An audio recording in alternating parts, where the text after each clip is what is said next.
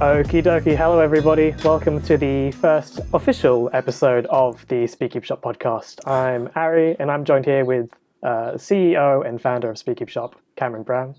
Hey everyone, how's it going? Good to talk again, Ari. Always enjoy our chats. Yep. We're here in video form if you're watching on YouTube, and just audio if you're watching on Spotify or Google Podcasts. Apple will be coming sooner or later. Yeah. Yeah. So I'm eating the mic this time, like Ari was hounding me about. So, yeah, I guess it looks a little weird, but I think it does sound better. So we'll stick with it until the boom mic situation comes. So, Yeah. I certainly think it's an improvement. Let's get right into it. Again, I think you wanted to touch on the holiday rush as it's coming up to Christmas now. yeah, so it's been going really well. We are packing our butts off. So it's been really just crazy. Cannot emphasize that enough. We've been literally starting to work at like 4 a.m. and just everyone's working overtime and split shifts to get all the orders out. We're shipping out tons of orders, making sure all the pre-orders go out. The GAN 12 Emeralds came in today, which is really cool, seeing those in person. So, or the Peacock, I guess if it's known better as that by some. But yeah, we got those all shipped out, and so we're looking really good for Santa Claus will be arriving for a lot of people. I'm just nervous about the international ones as always because international shipping is just always a bit dicey since the start of the pandemic, and the holiday season has not helped. Yeah. No, I'm having troubles with Auspost now after discussing it. What was it? A week and a bit ago now. Yeah. Yeah. So I ordered a camera recently. We'll use it to just film videos and like personal things. Relatively cheap, good deal. I figured I'd pull the trigger on it, and then I ordered it on Monday with express shipping. But Right. this express shipping, it was billed for, I think, 1 to 2 days. So then on the Australia Post like application thing, you have this will be delivered by date, right? Mm-hmm. So it was like, okay, Monday, and then they were like, it's going to be delivered on Wednesday. Cool. I stay home the Wednesday morning because like they need a signature or at least like That's the worst. to take your name That's down. the worst. Yeah. When you're like just waiting for a package. Yeah. Wednesday rolls around. I'm like sitting like near the front porch just waiting for the postman to come up. A guy comes like with like some other like freight like logo. I'm like, oh, they're using a different company. It wasn't the usual van that they came in. Nope, the guy walks next door with some like, I don't know, wine or something. Oh man. Biggest letdown. Day goes past. So then the app updates the day after and it's like, oh, delivery updated, and then it said the delivery will be this Friday. So and bear in mind this express shipping was meant to be 2 business days. So how does that make you feel as a consumer? Because obviously I struggle with this a bunch, and being in the position that I am in, so many consumers, I don't want to like come off as like it's not right for them to think this way, but so many consumers are under the impression that vendors or merchants like myself or like the company that you ordered from, that we have some magic backdoor to the mail carriers. Or what's even crazier is the amount of people that seem to think that actually we make the deliveries. And as cool as the idea of a SpeedCubeShop private jet sounds, not quite in the cards yet. So maybe in another few years or so, but it's just wild. And we've dabbled in the past with showing estimated delivery dates like what you're describing. But since the start of the pandemic, I've completely pulled them for the most part because it's just such a risk. And you could put so many notices saying that these are estimations or they're not guaranteed. And I think people just get excited like we talked about last week and they just purchase and then it creates disappointment. And we don't want that. So what happened after this? Did you contact them? Did you yell at them? Tell them that they just are horrible and you're gonna what happened? Well, so on the Wednesday, like it was usually they deliver in the morning, at least where I live, from like maybe 8 a.m. to like 12 p.m. at the maximum. But then, they didn't show up, so I gave them a ring. It was a okay call. The lady was like, "Oh, it'll come by Friday," as the application said. And then Friday rolls around, and I'm waiting at the front porch again, and no one shows up. Obviously, I understand that the online vendor doesn't have control over it, so I call Australia Post as they're the ones that are actually delivering my package. I'm going to take credit for you knowing that, even though that might not be the case. I want to hope that I've rubbed off on you. But, okay, so you call Australia Post, and what, you just let them have it?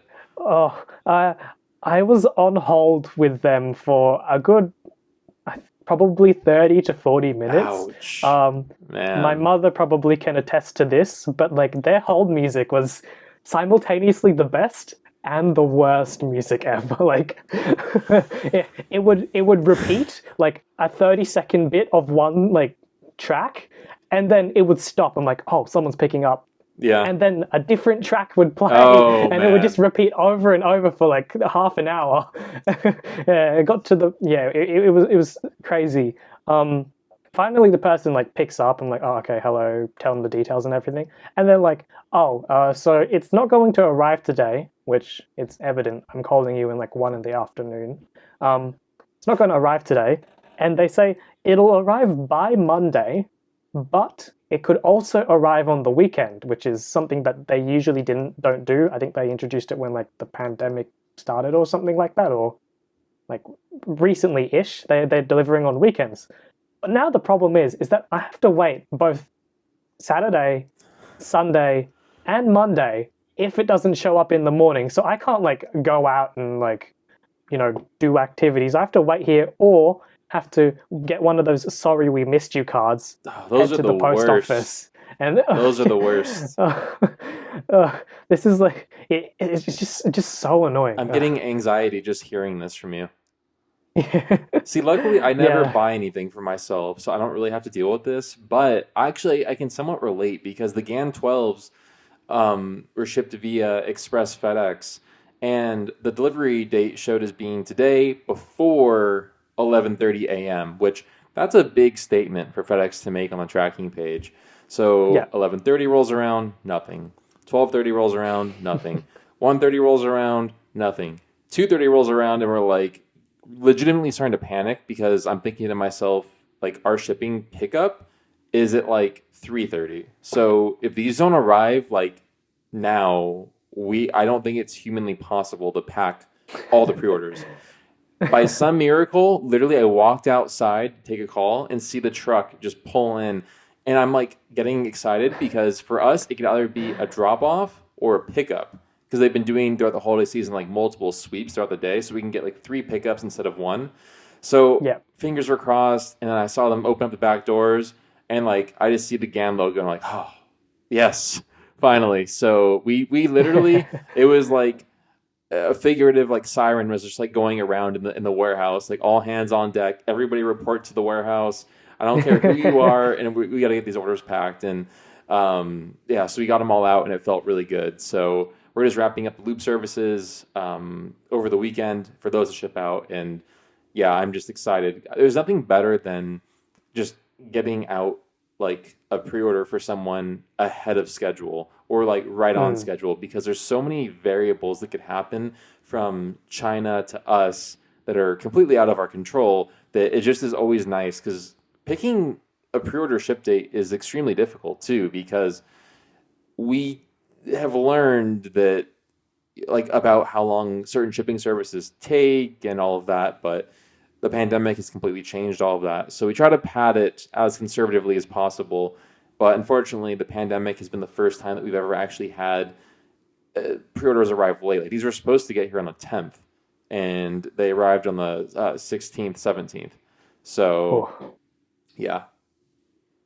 Yeah, this whole pandemic is just, it's tough for like the lives lost, and then it's also tough for the economy, businesses. Insane. It is tough. But what's even more difficult is we have a really big mix of clientele that contact SpeedCubeShop support. And you'd be surprised at how many people just seem to have no like concept of what's happening in the world. And I'm not the most up to date person when it comes to news, and I stay out of politics and stuff, but it even I know, like what's happening and all the delays. And of course, I'm in a bit of a different position than your average person, but it's just shocking that these are like adults that just have no idea that there's Yeah. any sort of issue going on. And I get that there can be regional changes and stuff, but it's always tough kind of having to break the bad news, so to speak. Yeah.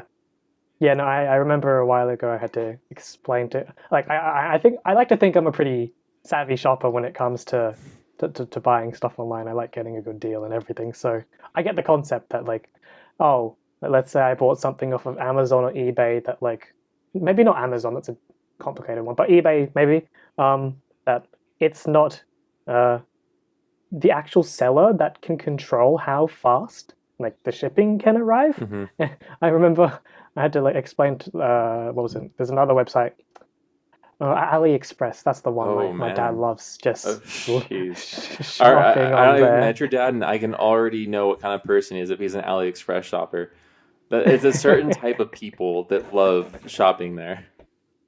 Yeah, I mean, I like to get my what's it called, like badminton shoes and that type of thing off of AliExpress. It's like they have a wider range than a lot of the vendors in Australia, at least, because it's not that popular. Whereas in Asia, of course, they have plenty stuff. Yeah, But then, well, like, I saw a picture of like a sorting center of like I think it was AliExpress. oh, It was ridiculous. I mean, like the whole building was mm. just brown cardboard from boxes. Like it looked like seriously a nightmare. Like someone could like dive into the boxes and never be found. It's ridiculous how many packages I saw.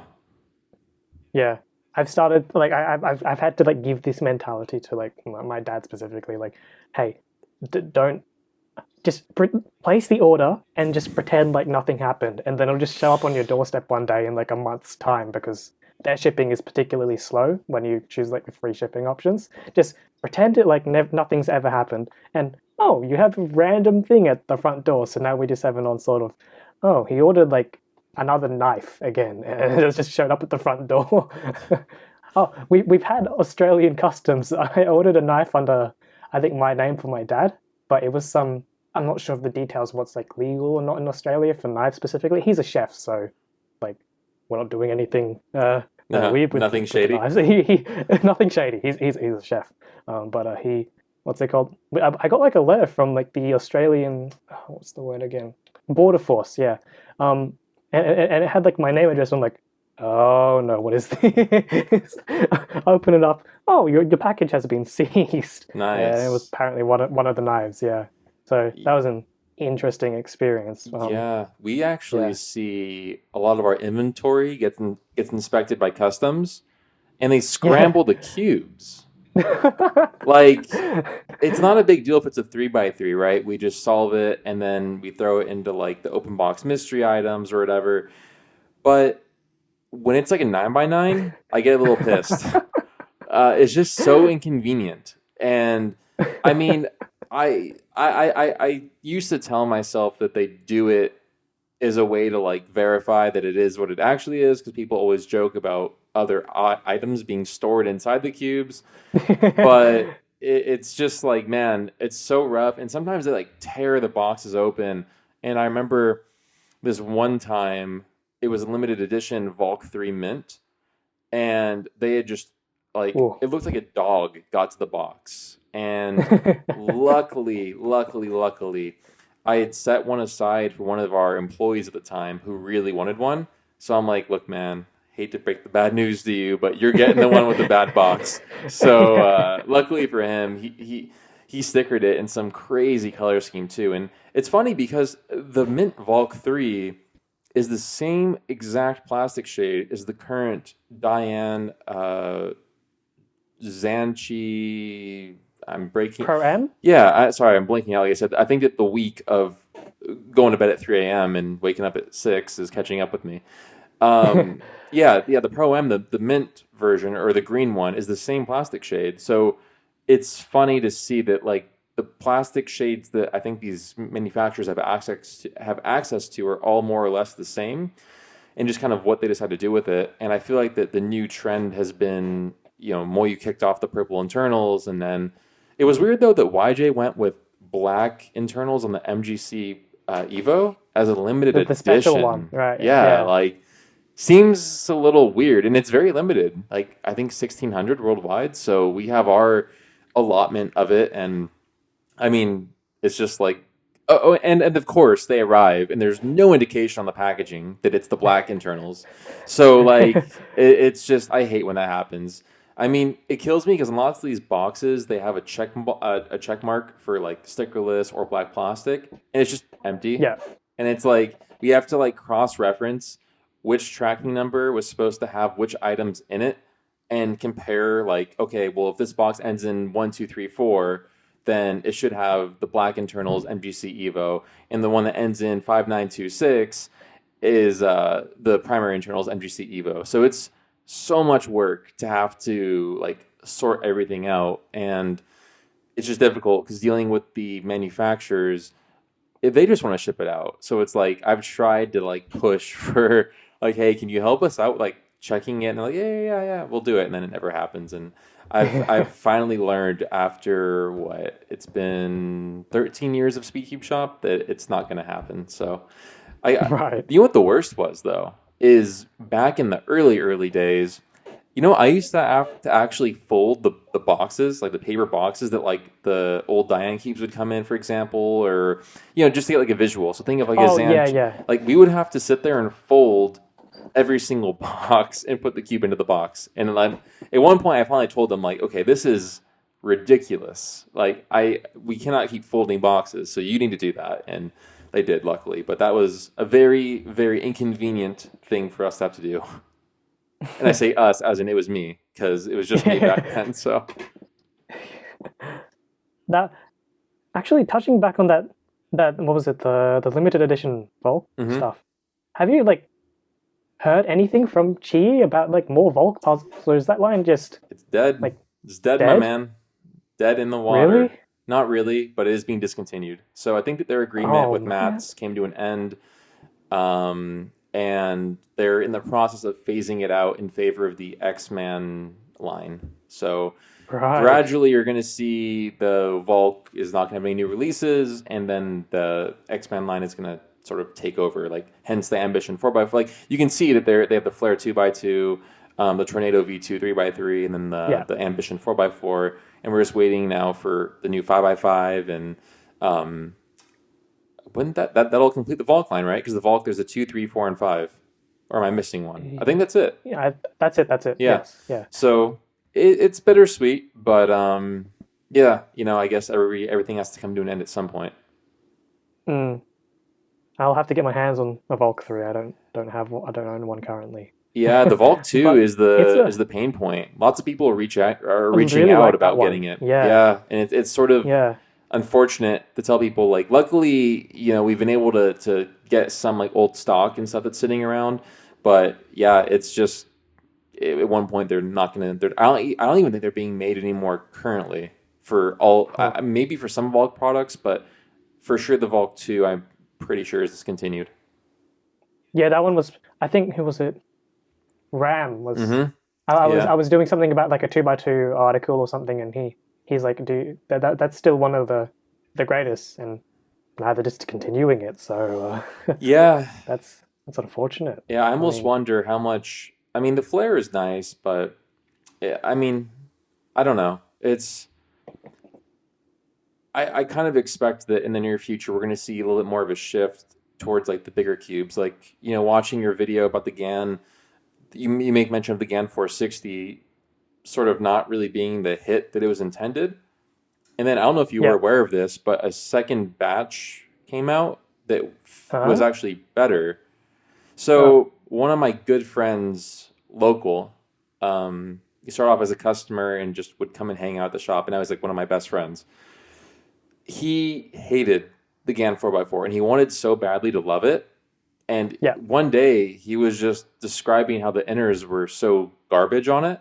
And I'm like, well, Yeah. have you tried the new one? And he's like, what new one? And I'm like, here. So I was actually doing inventory, which is kind of what sparked the conversation. So I handed him one, and like he bought it like on the spot, and just Oh, loved it. oh, okay. So they're better now, but it was surprising that GAN didn't really re-release it as like a V2 or make it more public because it's a lot better now. So I think it solves a lot of the problems that people had with the GAN 460, but the damage is Yeah. almost already done to the point where I think that for the price point, there's a lot of other options that people prefer. Yeah. I like a lot of the GAN sponsorees don't use the 460. Like, Yeah, I that don't know. that that it. My dad has a really hard time accepting the fact that some cubers are sponsored by a manufacturer like GAN and don't use GAN products.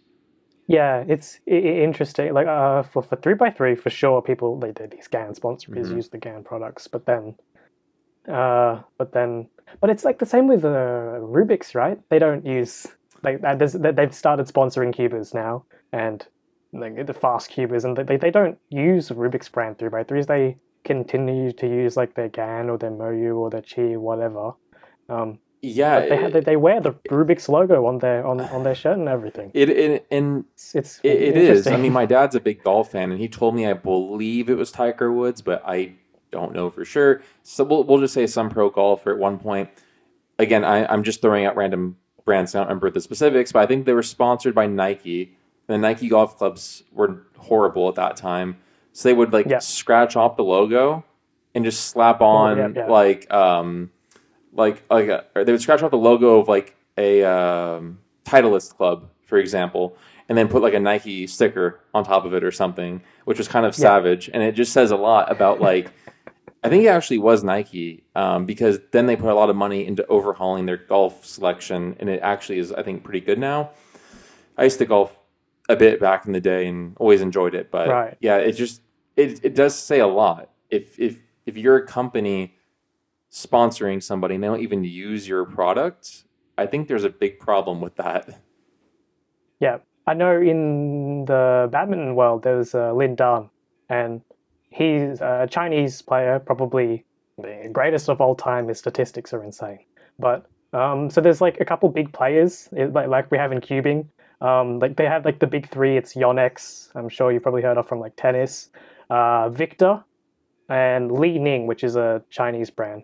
And the national team for a while was sponsored by Li Ning, but Lin Dan, like he prior to like the national team being sponsored by Li Ning, I'm pretty sure he was sponsored by Yonex and like opted to use their stuff. Um, and then so when he got onto Li Ning, I think he used like their Li Ning like gear and shoes and like the racket for a bit. But then I'm not fully sure of the details, but he actually had like a blacked out Yonex racket while still under the national team for Wow. Li Ning. Yeah. And then I think at some point they let him go like just wear all Yonex gear and everything. But like yeah, it happens in the sport world as well. It's interesting. That one was I think due to the national team having a different sponsor to his own like private sponsorship, which makes sense. But yeah, it's just interesting to see that like because like I'm sure Li Ning has like great products and stuff as well for their rackets and gear and everything. But then you got your number one, yeah, the number one men's singles player that like just dominated for the longest time, opting to use like his own private sponsored stuff, even if he couldn't. So they had it like blacked out and everything. Yeah. Yeah, I mean, when we do SpeedCubeShop sponsor stuff, one little thing that we always look for is we have no shortage of sponsorship applications, and it can be a bit frustrating when people who very clearly do not meet the qualifications that we have outlined on the FAQ. They Yeah. submit an application anyway, and it's painful because they might think that they're just getting their foot in the door, but it actually has the opposite effect and tells us that you don't read or follow instructions and that you likely would not be a good fit for the team because we want to work with people who can follow instructions Yeah. and, have it be a two-way street because again, so many people just think it's free stuff and that's where it ends. But what I was going to say is that we've actually turned down some people who are would be good prospects just because they don't really seem to have a brand like loyalty or like Yeah. or genuinely like our products. And that's our whole thing is like we only want to sponsor people, and like if you make a video about our products, we want you to genuinely enjoy it, or if you don't enjoy it, I guess let us know why you don't enjoy it so we can work on going back to the drawing board and making adjustments if it's something that we think could benefit more people. But that's the beauty of it, I guess, is on that note, we do go through a lot of quality testing. And that's why like the original 4 Cosmic Lubes, Lunar, Martian, Galaxy, Nebula, have stood the test of time. I mean, those came out in 2015, I believe. And they're still like relevant today because I think that we did such a good job that they just, I mean, we don't really like. I like to keep our lubricant lineup simple because I think that having a lubricant that's so specific for one thing is just confusing, and it gets Yeah. expensive when you have to like buy so many of them. So Stardust was something that I was apprehensive for. People have been asking for water-based lubricant from us for years, and I have just refused because I am not a believer in water-based lubricants. I just think that they wear out too quickly and they get chalky and create that like kind of like gunk in the that builds up in the cube, and it's Yeah. just not really my thing. So when we did Stardust, the requirement for me was that we're only going to release this if it like fixes a problem that like I don't want to just release it just to release it. It needs to solve a problem. Yeah. It's like business 101, Exactly. right? Yeah. And so the hardening effect of Stardust is where it's extremely intriguing is the fact that it hardens to where it like lasts longer. So instead of it drying out and going chalky, it is as it dries, it hardens. So it's kind of like a slick, hard surface on the plastic. But if you ever want to like really properly clean out your cube of Stardust, if you use some like warm water, it will come off because it's water based. But it's cool, Yeah. and I think that I was blown away by the reception to Stardust. And I think that it being pink, part of the idea was that it's so different being water based from Yeah. I what like we the have pink. that the pink is appropriate. So yeah, Exactly. it's pretty cool. And another thing on the lubricants is during the whole supply chain shortages, we've had to switch bottle manufacturers just pretty much to get whatever we can get our hands on. And so we're seeing like issues with like the labels, like not being quite the quality that we like. And so I think that we're at the point now where we're going to do a complete overhaul of bottles, labels, packaging in general, and we've even explored doing like a little boxes for the lubricants, which I think would be really cool, but just not really very cost effective because Right. it's like yeah, it looks cool, but margins are slim. So it's like to put it into a box just for the sake of it looking cool. I feel like people would rather pay less and have it still look good, but do its job. So if I'm wrong on that, people, I'd love you to correct me in the comments. But I think they have a pretty good pulse, like my fingers on the pulse of the cubing community and our customer base pretty well. So I think that would be kind of counterproductive, but it would look cool. Would look really cool. So it's kind of like a dream, but I don't know. Yeah. And same thing for cosmic cubes and stuff. Like we've always wanted to do like the custom boxes for it and all that stuff, but to really do it right and have like a nice snug box for all the variations of the cubes would just be so expensive and so quickly potentially like not outdated, but just a lot of space and stuff, which as most people saw in the JPRIM video, now that we're down to just our primary warehouse, we are like crammed full. So we don't have any more room Yeah. for fluff like that. Yeah. Yeah. I'm the type of person who like I keep the boxes for accessories, and then like I just throw out any other excess box. I see no need, especially like it's not something that'll like appreciate in value per se. Like let's say I had my I don't know, like a MacBook or something. Maybe I'll keep the box. Maybe in 5 years' time I want to upgrade. I'll sell it for like a tenth or a fifth of the actual regular price that I purchased it for. And okay, that makes sense. I kept the box, but cubes being at least for the time being, I don't know about Gan, but sub $100 at the most, right? Yeah. Like the resale. I mean, I like if I were to go to a competition, I'm like, oh, like I want to buy that cube off you. I don't necessarily need the box unless it's got those accessories. So, yeah, Yeah, I've I'm kind of cut interested the to see what other cord. people's opinions are. Yeah, I mean, I've sort of cut the cord that I just keep the box for everything, and then just realized one day I just looked at my bookshelf and was like, why? Yeah, So I keep the boxes the things that I expect to sell. So like my iMac, I keep the box because for one, it's convenient to transport it to and from the Apple Store if you need to have it worked on. yeah, Um, and you know, typically when I upgrade computers, I sell off my old one, so it is nice to have the packaging. I feel like I think it makes you look like a more legitimate seller yeah. versus some sketchy guy on Craigslist who just has a iPhone and no charger or anything like that.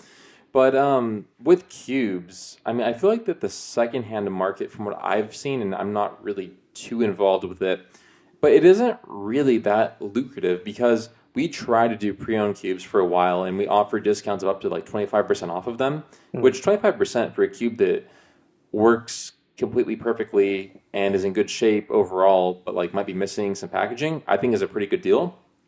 But Yeah, people just don't really seem that interested because for how inexpensive these products are for the most part, it's like spend the extra $5 to $10 just to get a brand new one at you can that get brand point. new. Yeah, Because cubes are something that not that they can get messed up, but like someone's lubrication preferences are so specific. So I don't know. I don't know. And people do weird stuff with like if it gets dropped or stored in a bag, and it just could be kind of a headache. And for something that is used like with your hands and stuff, I don't know. I don't know. I just feel like that. Like our mystery puzzles are great because those are some smoking deals, like smoking deals. Like yeah, yeah. when I price them out, I will literally look at something and just my rule of thumb is would I like be over the moon excited to receive this based on what the value is? The mystery item, if the answer is no, I either reprice it if I can afford to, or I just don't list it. And if the answer is yes, then of course I list it. And yeah, our mystery puzzles have had really great reception. I think I'd like to believe it's maybe because of that, or partly because of that philosophy. I mean, again, I'm so much about the customer experience. I don't think people understand like how much thought I put into just Yeah. every little detail. So that's why it's like during the holiday rush, we have a lot of new customers, and that's why it's like troubling. Like when we talked last podcast about people missing ship dates and stuff, it makes me feel like bad, like I'm doing something wrong. But I kind of have learned to be a little bit easier on myself and still be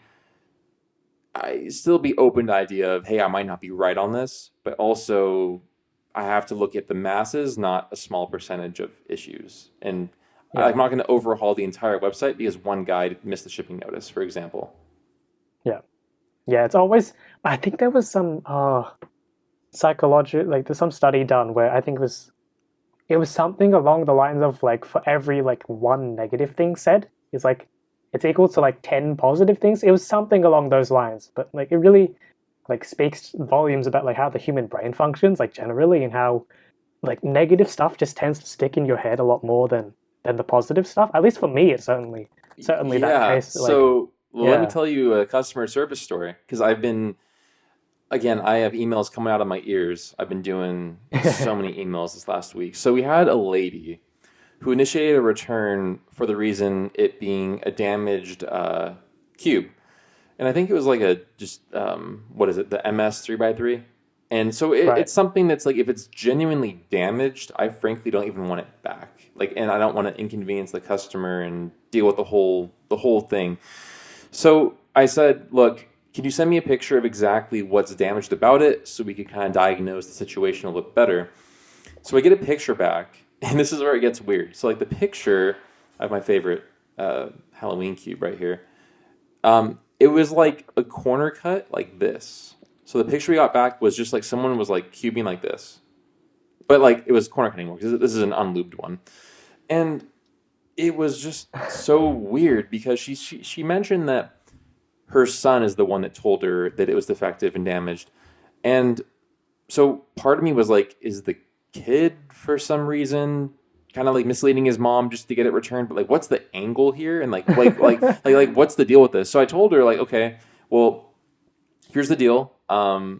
It's not really damaged, but because I was kind of erring on the side of caution of like I have to be missing something, um, I was like, I'm just going to close out the return and just get it over with because frankly, it's a busy holiday season anyway.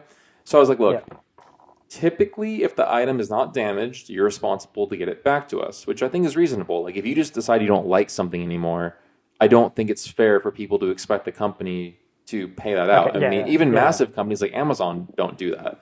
Um, like if you don't like it, that's on you to send it back. And there's of course I put a little asterisk after that because there's if it's not described correctly or whatever. So again, take that with a grain of salt. But anyway, I told her, look, typically you'd be responsible because I don't see there to be any damage. But if I'm missing something, please feel free to correct me. So I'm going to go ahead and waive the return entirely, keep the cube. I'm going to process your refund in full so you get everything back and pretty much have a happy holiday season. And I thought that I was doing a nice thing. Yeah. So this Yeah. is like last Friday. I get an email back saying, "Well, what do you mean? Like it's a courtesy. Like I expect you to cover the return shipping cost, and this is your obligation. And like you're failing as a CEO, and you clearly don't know how to run a company, and you've bitten off more than you can Uh, chew, and just was going on. And like after all the insults were over, she ended with saying, like, stop quabbling over the $60, or no, not $60. Well, maybe it was a more expensive cube because it was like $60. So right. whatever it was, I remember it being $60. But again, I guess the amount's sort of irrelevant. But um, so I'm like, well, I appreciate the feedback about the business and stuff, but like you've already received your refund, so like there's no debate here about that. And I just said like, if there's any way it could be more clear, let me know. But again, your refund was processed. It's going back to your card. Here's a screenshot. And I thought that was it. So I get another response saying, it's Oh truly boy. pathetic that you're here at 9:30 on a Friday night just arguing with me over the refund. Give me my money back or I'm going to file a claim with my credit card. And I'm like, lady, like Huh? you already have the refund. And I just was like, honestly, I said, I really apologize if there's any like miscommunication here because I feel like there has to be. You have the refund. Again, here's the screenshot showing it was processed. Like I just said, genuinely, I do not know what more I can do to help you. I'm letting you keep the cube. You have your full refund. And I just kind of said that, like, I'm sorry, but it just seems kind of apparent that I am not capable of upholding that level, like the level of service that you're clearly expecting. So, like, I want to feel like I'm helping you. And just again, please let me know if there's something that I'm missing. And then I didn't hear anything back. So, that's the kind Right. of stuff where I find it so amusing that people immediately get on the defensive when they contact customer support, and it's a shame they seem to go into it expecting the company to screw them over, which tells me that they've probably had a bad experience with another company, which is sad to hear. But the customers that, because I consider SpeedCubeShop to be a well-run company, but stuff happens. I mean, whether it's on us or the mail carrier, stuff Yeah. happens. And the people that reach out to us and are just nice and understanding and are like, I realize you're not the mail carrier, but I need some help here. Like, I will literally bend over backwards and do a double backflip to make sure that they are taken care of and happy, even if I come out of pocket on the transaction and either make nothing or lose money. Because, that's just how I was kind of raised and that's how I like to do business. But the people that are rude, I help them and do the right thing, but I kind of stay more And then towards the they. book. You know what I mean? Like I don't feel as inclined to, bend over backwards for someone who's just name calling and all that stuff. So it's been wild, man. It's been wild. I think I've grown a lot more gray hairs, so I'm adding those to my collection. Yeah, it brings up like the whole, like, I used to work, what's it called, in a takeaway, right, where you're serving customers on a regular basis before working for SES, and there's the whole thing, right? And the boss was like, yeah, the customer is always right. You got to please the customer. It's like, okay, that's fair. They have a reasonable complaint. They're right. Yeah, you go fix it and make sure their experience is good. But what do you do about those really, and I guess entitled customers? Yeah. That type of customer that just, you know, oh, the customer's right, so I must be right in this situation, even though, if you think about it, if you look at it from the other point of view, it's like, no, you're being maybe unreasonable about this type of situation. Yeah, Yeah. it's The amount a of whole nother. abuse, I mean, it brings me back. There's a store back in the day called E3 Cubes. It was a US based store, and it was I think he's a few years older than me, but he interesting guy. Like they at one point branched out into selling like knives, I believe, and just Okay. random products. And I remember clearly one day he posted a YouTube video saying like it was called customer abuse or no, yeah, customer abuse or something like that. And the main point of the video was that customers are abusing him and his company and pretty much need to like lighten up. And it was like a 8 minute long rant of just going on and on and on about how customers are so abusive and need to just chill essentially. And I just remember thinking to myself like, buddy, you are in the wrong line of work if you let it get to you to that point to where you make a You YouTube need to make video a rap publicly video. about it. Like we all have the thoughts. I mean, I've learned I've been getting better about not taking things like personally, and I'm frankly too Mm. busy to really like stay hung up on something. I mean, people insult me every single day, and it just kind of comes to the territory of like making yourself in the of putting yourself in the public eye and putting yourself Mm. out there.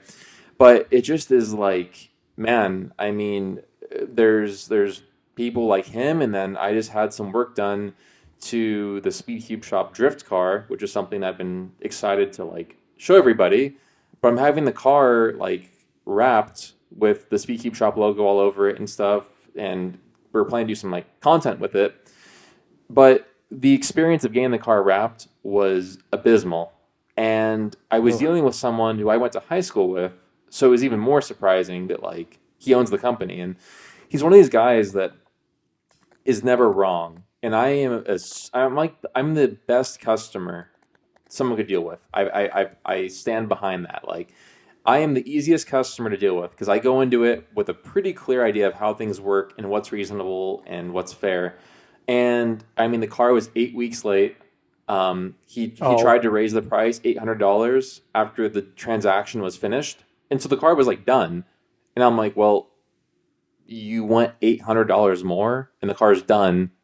So like, where does that leave us? And like, why do you think that you're deserving $800 more? And it just was like it turned what could have been a positive, easy transaction into a negative, all because of a lack of communication. And it just was shocking to me how looking at their Google reviews and stuff since like there's they're all 1 stars aside from like friends and family, which I think is Mm. kind of dishonest. And it just was like, man, I wish I had read that more clearly and not just used him because I knew him. And like everybody's complaints lined up exactly with what I was experiencing, like parts missing from the car, delays, the car getting damaged, and it just was like, man. But yeah, this guy was just so unwilling to like admit that he could possibly do anything wrong. It was just like it's like, how do you even deal with that? So, little bit of bad news. If you've gotten to this part of the podcast, Ari and I just finished recording, and I went to stop the webcam recording, and he heard like the 3, 2, 1 countdown and was like, "What's that?" And it turns out that for whatever the reason, the recording just stopped at 46 minutes 23 seconds. So really big bummer because we had some fun content. But it wasn't that big of a deal. We can revisit it in the next one. We are just noobs, I guess, at this, and lesson learned. So, big shame, but I guess so. To cut it off formally, I guess thank you all for watching, and I know Ari has a few quick announcements. If you want to run through those again really quickly, Ari.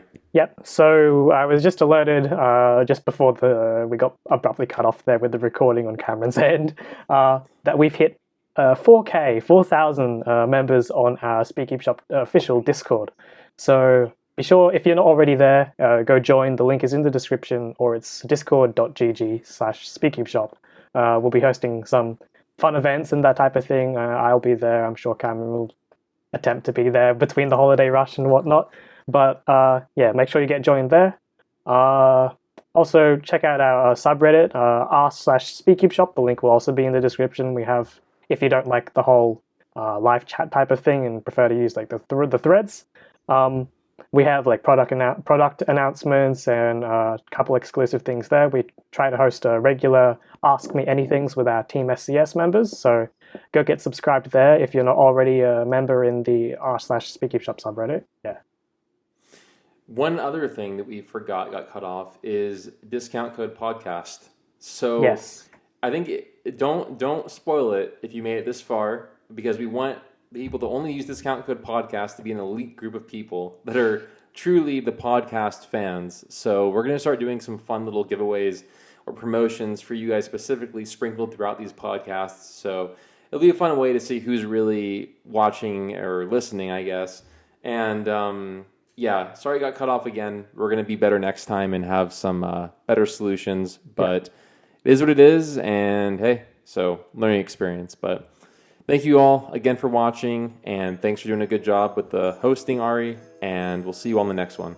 All right. Bye-bye. Bye.